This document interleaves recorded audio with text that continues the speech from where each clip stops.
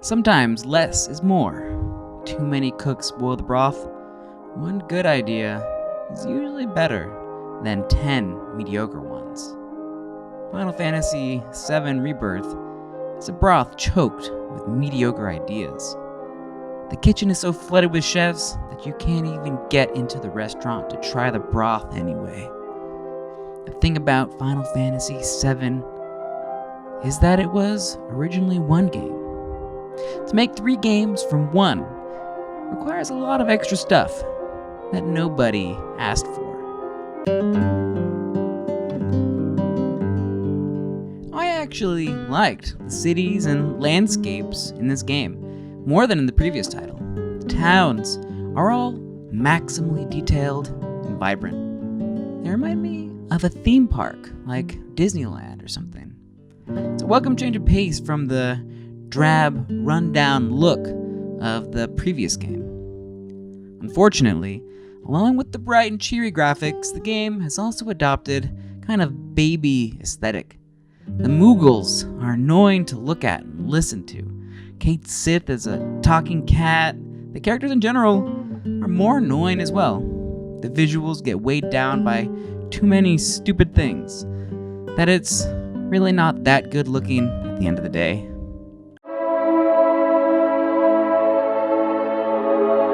The narrative in Final Fantasy VII Rebirth is not great. The game seems to have taken a few plot points from the original story, strung them out into over a 100-hour game by bloating the story with innumerable pointless side quests and intolerable characters, and way too many minigames. I actually can't tell you what the story of this game is. It just seems to be about wandering around, taking vacations, playing Queen's Blood, which is a card game in the game, and chasing chocobos and hooded weirdos. The new characters are awful. Yuffie, not hot. She's also annoying as all hell. Why they decided to have her sing throughout the game can only be described as an intentional choice by the game creators to torment the player.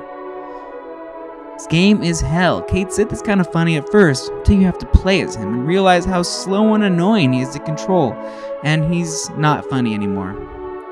Red's voice changes in this game for no reason, his deep voice into a high-pitched little kid's voice, because apparently he's a kid. Red was never cool, and he's 1,000 times less cool with his new voice.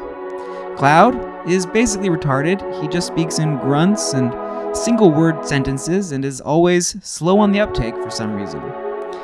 Tifa and Aerith are also dumb and annoying. The characters are only made to look reasonably intelligent by contrasting with Barrett, who is the dumbest of them all.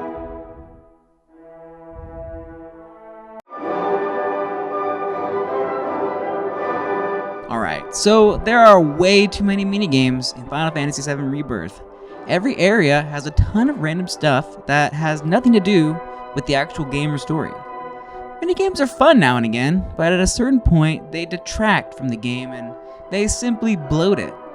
If you need to rely on minigames to make your game enjoyable, it's probably not that good to begin with. Some of the minigames are actually pretty fun, and some of them are god-awful. That's not the point though. The sheer number of them just kills the game experience. I came to play a Final Fantasy game, not an arcade of random throwaway mini-games in the style of Mario Party. I would have just played Mario Party. I should mention that most of them are practically required in order to progress through the game. The core game experience is exploration, combat, and narrative moments and choices. So anything else is basically a minigame. For most games, this combination is enough that they might put a few minigames in here and there for fun, but they're not really a big deal. If there are too many, it completely changes the game experience, and it makes you wonder if the creators are compensating for a lack in one of their core areas. Which they definitely are, because Square decided to take a single game and inflate it into 3. So here we go. Queen's Blood is a card game. It's pretty good. Like Gwent in the Witcher games, I didn't mind playing them, though there's a bit too much of an obsession in the game world over the Queen's Blood. Every area has 3 or 4 Queen's Blood players. Every area also has a chocobo retrieval quest, which requires Cloud to sneak up on a chocobo. This minigame is not so bad. It's similar to the sneak past the guards section of other Zelda games, and it is integrated into the story somewhat, although a bit repetitive. Every area also has a Moogle minigame. This game is awful. They made the Moogles as stupid as imaginable in this game. The game is equal parts hideous to look at and annoying as hell to complete.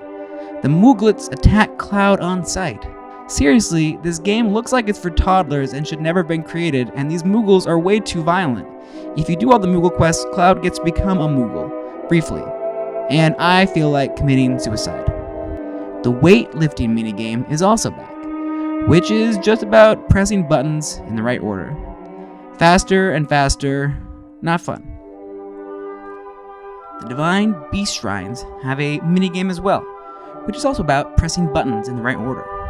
At least, though, these are short, so they are more tolerable.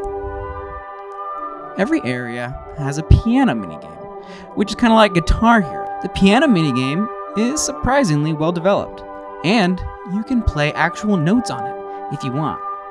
The music sheets get harder and harder, but this is one of the actually pretty fun minigames. But it probably won't be fun at all if you don't like rhythm games, though. There are several real-time event minigame interludes throughout the game as well. These are basically random, but they're not hard. They're very colorful, like a fireworks display. There is no point for them to exist, though. They don't add anything to the game. There are also chocobo glide tracks, which are integrated into one area specifically. At least these ones made sense for the area, with the chocobos gliding around the desert canyons. There are also chocobo races at the Gold Saucer. These are pretty fun, but there are too many of them to play them all, unless you're really bored, I guess. The chocobo races are basically Mario Kart. One area has a proto-relic minigame, which is like a tower defense game, and it's not fun and very random and somewhat hard to play. Another area has a proto-relic minigame similar to the chocobos and involves sneaking past bandits. Another proto-relic minigame in a different area has the player doing a different tower defense game. Also random, also not fun. There is a punch-out like boxing minigame, the Gold Saucer, which requires a player to read the opponent's body language in order to block and punch in the right order. This one is actually kind of fun, though very hard to play as well. The motorcycle minigame is back from the first game, also at the Gold Saucer. The Gold Saucer is like a theme park, by the way. Still random and not fun. There is a Star Fox-like space shooter in Final Fantasy VII Rebirth. At the Golden Saucer again, very random and not very fun.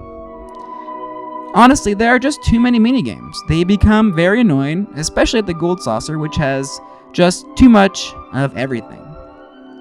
The actual battles are the same as in the previous game, using the hybrid turn-based real-time combat ATB system. The battle system is fine, however, by the end, the battles start to become way too technical, requiring the player to have the exact correct combination of materia for each battle. You basically need a PhD in materia to fight some of these battles. Some enemies can kill the player instantly. Others are completely immune to attacks unless you do the exact correct thing in the right combination. Ultimately, the gameplay is not that fun when it gets to be this technical. Final Fantasy VII is a diverse and random gaming experience, basically exploring the middle chunk of the original game with very little plot and a lot of random minigames. I wouldn't recommend this game even to fans of the Final Fantasy games. It's really more like playing Mario Party. Though this game does have its moments, and some of the minigames might even be enjoyable. It's generally just bloated with filler content and bad writing.